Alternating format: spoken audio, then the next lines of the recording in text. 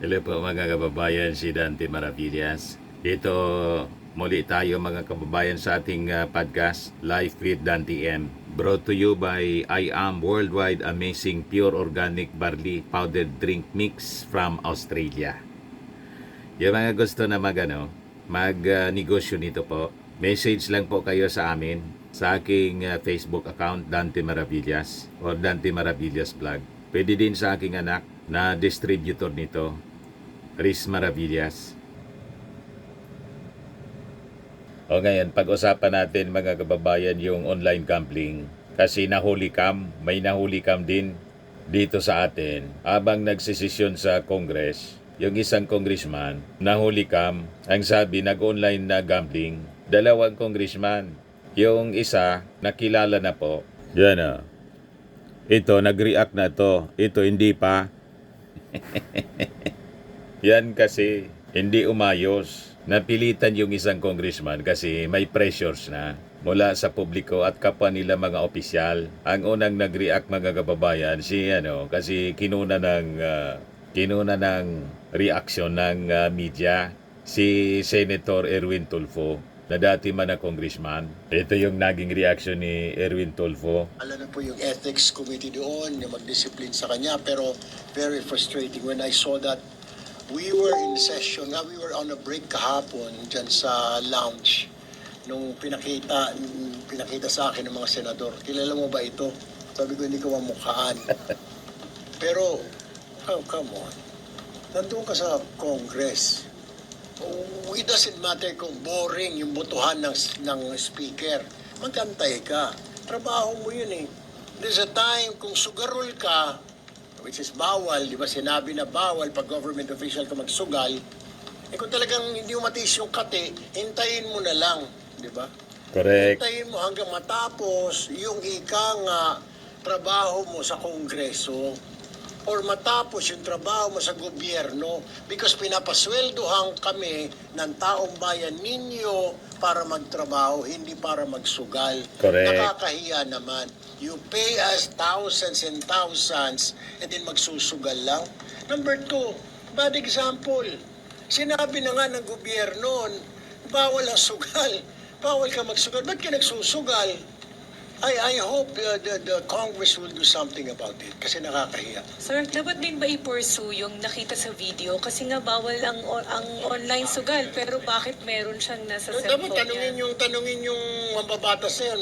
Anong site ba yan para maimbestigan and report it immediately? Bahala na po. Dito na po tayo sa Senate. Congress po yun. I believe nasa Congress po yun. So, bahala na po yung ethics committee doon. So bahala na daw yung ethics committee ng Congress kasi nasa Senado na siya ang magdisiplina. Ngayon, kasi siyempre umugong na yung balita. Although nakatalikod siya, umami na yung isa mga kababayan sa dalawang congressmen na nahuli cam. Ayan o. Siya pala mga kababayan si ACA Party List Representative Nicanor Briones. Pero sabi ni Briones, habang inaamin niya na siya talaga yung isa na nanonood ng isabong, yung photographer niya dapat na mag-apologize sa akin. Baliktad mga kababayan. Dapat siya yung mag-apologize sa publiko.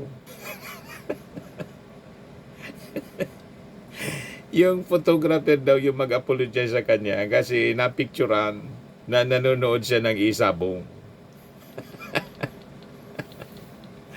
Talagang baliktad na mga kababayan ng mundo. Anyway, ibigay ko muna sa inyo yung kwento. Bakit ba? Ang sinasabi ni ACA Party List Representative Nicanor Briones, yung photographer na kumuha, dapat na mag-apologize sa kanya. Baka may rason din. Huling-huli po. Patagal-tagalin natin para makilala. Hindi pala AGAP Party List. Mali ako kanina. AGAP Party List. Depende sa mga kababayan ni Briones. Hindi man niya ako naglalaro ng online sabong at the time nang makuhaan siya ng picture. Hindi man daw siya naglalaro. Di ba?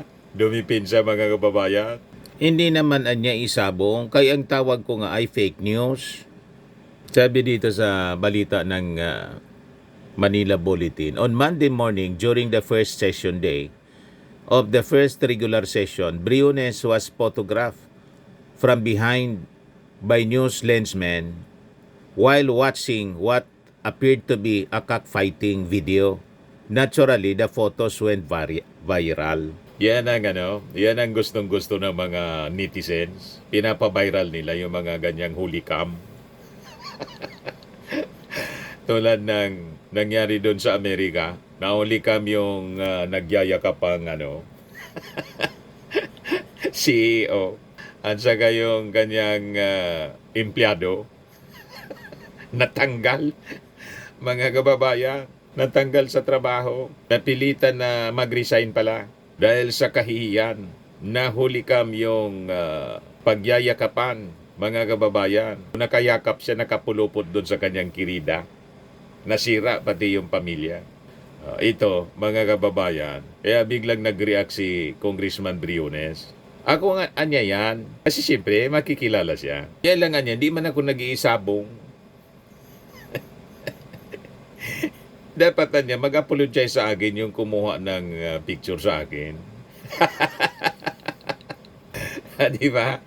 So, nagkataon lang na nag-message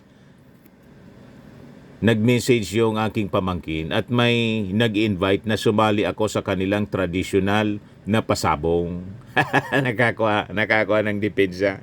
So tiningnan ko, hindi naman isabong, kaya ang tawag ko nga ay fake news. Gusto nilang magpakita yung manok na kanilang ipakikita. Traditional na sabong daw yon. Nag-message yung ganyang pamangkin. Nakakuha mga kababayan ng palusot. Some of Briones Solon colleagues have earlier appealed for the viral sabong watcher to come out and apologize for tarnishing the image of the house. Pero sabi po ni Briones, but if somebody should issue an apology, it's the photographers themselves. Ang dapat na mag-sorry dyan, yung kumuha, nilagyan agad niya ng online sabong, nanonood ng online sabong, hindi naman totoo, hindi naman niya ako kinausap. Siyempre, pag kinausap siya, magdi-deny. Hindi ka man talaga kakausapin ng photographer. Stolen shot yun. Online sabong yon o may nag-text sa'yo na traditional sabong, pinapakita lang yon, hindi tama pa rin. Kasi dapat ang focus mo, once nasa sesyon, lahat sa trabaho mo bilang representative. Tama pa, mga kababayan, hindi yung kung ano-anong mga bagay. Siguro kung about projects, concern sa distrito, pero sabong. O, di ba? Yan ba yung programa ninyo dyan sa distrito ninyo o sa lugar ninyo? Kasi party list representative pala to. Ang representation niya buong Pilipinas. Yung pangalan pa naman ng party list, AGAP. Yung inaagapan mo, yung sabong. Di ba? Hindi man lang niya ako tanungin. Imposibleng hindi naman niya ako kilala. Sana tinanong naman niya ako. At any rate, sabi po ni Briones, he has already forgiven the photographer. Pinatawad ko na, hindi ko na siya papaila ng kaso, pero humingi naman siya ng dispensa dito sa aming kongreso. Nakakaya, nagbaliktad. Siya yung nahuli cam. Siya pa yung nagsabi na yung photographer na nakahuli cam, yung ang humingi ng dispensa. Baliktad na mga kababayan talagang mundo. Ito siya. Kung sino man ang gumawa sa akin noon, sino nag-video at gumawa ng fake news na ako'y nanonood o online sabong, hindi ko alam kung anong iyong motibo. Pero tapos na ito, ako pinaliwanag ko na yung party ko Kung ano man ang motibo mo, pinatatawad na kita. Ang akin lamang masasabi, huwag mo nang ulitin dahil baka sa susunod, makakulong ka na. Kung sino man ang Baliktad po. But anyway, yung mga tanong kung bakit hindi kasama sa SONA yung online sabong, kung totally ipagbabawal na ba? Kasi yung iba nag-react, ang ibang mga senador, ini-expect nila na yung online gambling, pati yung online sabong, kasama mga kababayan sa SONA na ipag-uutos ng ating Pangulo ang total ban ng online gambling. Sabi ng Palasyo, yung ating Pangulo kasi, ini-evaluate pa yung impact ng online gambling. Yan po.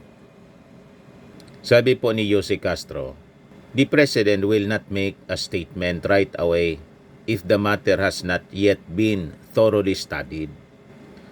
If he immediately declares a total ban on online gambling, but the effects on the country are not yet fully understood, then it might seem like the President is making a mistake. The Malacanang official blamed illegal online gambling apps and platforms for causing Filipinos to get addicted to what was supposedly a harmless pastime. Licensed online gambling operators are easier to be monitored by the government and they could immediately enforce restrictions on their users. Unlicensed online gambling platforms, however, are difficult to be monitored, sabi ni Jose Castro. So the President is studying and weighing on the suggestions of the Cabinet Secretaries concerned about online gambling. Meanwhile, the Catholic Bishops' Conference of the Philippines also expressed disappointment that President Marcos did not raise the issue of online gambling in the SONA on Monday. Online gambling is one of the things that truly affects people's lives right now, so we were hoping it would at least be mentioned, if not online gambling specifically, then gambling in general. Sabi po ni Father Jerome Siciliano, Executive Secretary ng CBCP, Episcopal Commission on Public Affairs. Sabi niya, I hope the issue and concern about preventing the youth from becoming addicted to online gambling was also addressed since the President already mentioned sports. It would have been better if the messaging had connected the two. However, government agencies including the Department of Finance and PAGCOR are pushing only for a stricter regulation of online gambling. They cited the billions in revenues it brings to the government coffers, which may be used to fund social programs for the poor as well as job opportunities online gambling provides to thousands of Filipinos. So, tinitimbang-timbang mga kababayan ng Palasyo Malacanang, pinag-aaralan pa yung impact, kaya hindi pa po isinama sa SONA ng ating Pangulong Bongbong. Pero sabi ko nga po sa inyo, imbes malulong kayo sa online gambling, online selling po tayo. Tingnan ninyo ito. Yan walang negative impact ito. Lahat lang positive. Kasi yung tinitinda natin dito sa online selling po, healthy product, nakakatulong pa sa kabutihan ng ating kalusugan. Di ba? Magnegosyo kayo nito. Tingnan ninyo yung aking anak na architect entrepreneur. Di ba? Sige lang ang deliver po sa mga orders, online na orders. Ang dami nang yumaman dito, mga kababayan. May mga travel incentives pa. Healthy, pure organic barley. Tingnan ninyo naman, pati mga kabataan po, nagninegosyo po nito. Walang pinipiling edad. O di ba? Very active sila sa online business. Yan, nakatulong sa may mga sakit. Yan ovarian cancer survivor siya. Ang dami naming stocks nito. Mag-order lang po kayo. Mag-message sa akin. Big time po ang company. Tingnan naman ninyo. O diba? Very stable company. Maraming nagtitiwala po. You see? Mga distributors yan, mga kababayan, lahat. Yung mga health benefits nito po, boost immunity, improves digestion, enhances energy levels, packed with antioxidants, prevent cancer.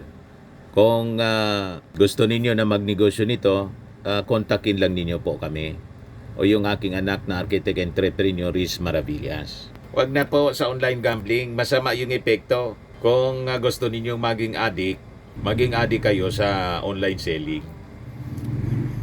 Maganda yung epekto sa ekonomiya. Pati ito, magbinta-binta kayo nito, Firmax, Firming, and Lifting Cream. Mamili lang kayo. Di ba? So anyway, mga kababayan, kung hindi pa kayo nakasubscribe dito sa ating bagong YouTube channel, Life with Dan TM, click subscribe po. Lagi nating tatandaan sa buhay po, you become what you believe. Pag naniwala kayo sa online selling, gaganda yung buhay ninyo. Diba? Ako po si Dante Maravillas. Bye-bye po. God bless.